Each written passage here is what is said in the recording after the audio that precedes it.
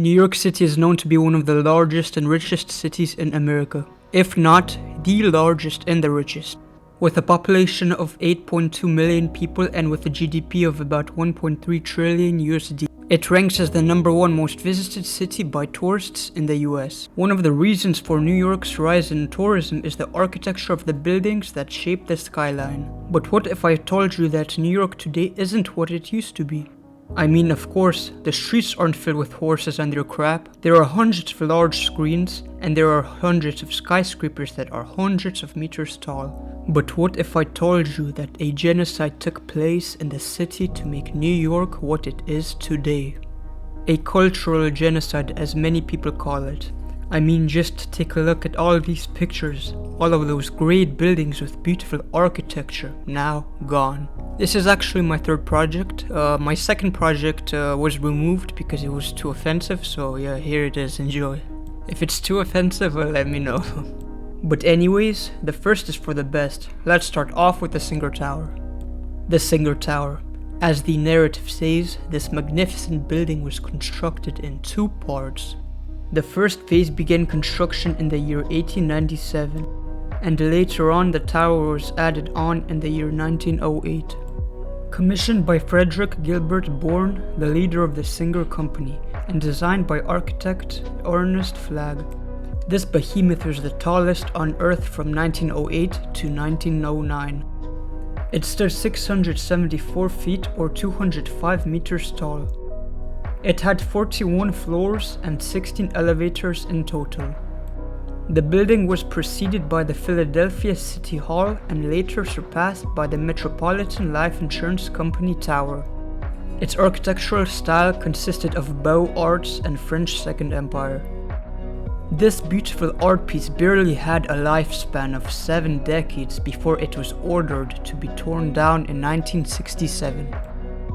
It took 2 years for the demolition of the structure. Despite many protests against this genocide, the demolition still took place.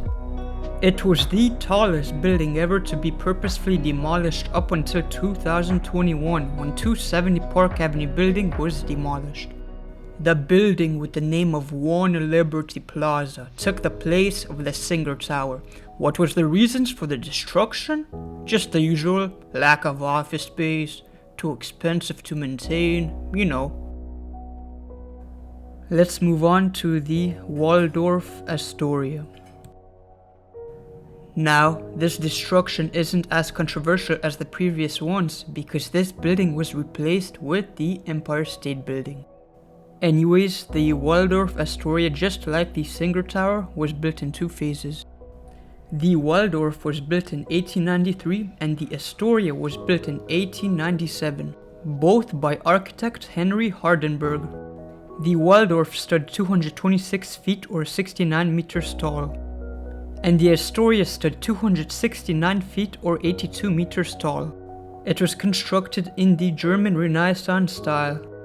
It was raised down in 1929 to make way for the famous Empire State Building during the Great Depression. Which is very weird because it took only a few years to construct the Empire State Building during the Great Depression. Where did they get the funds, and the time, and the labor? Anyways, for the third structure, this has to be the most famous destruction. The Pennsylvania Station, known as the Penn Station.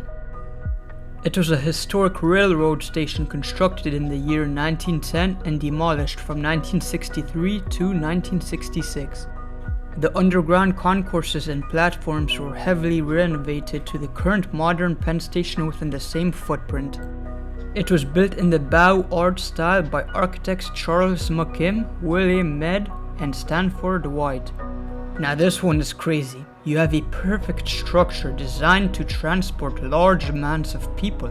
Just imagine the amount of money it took to build these structures.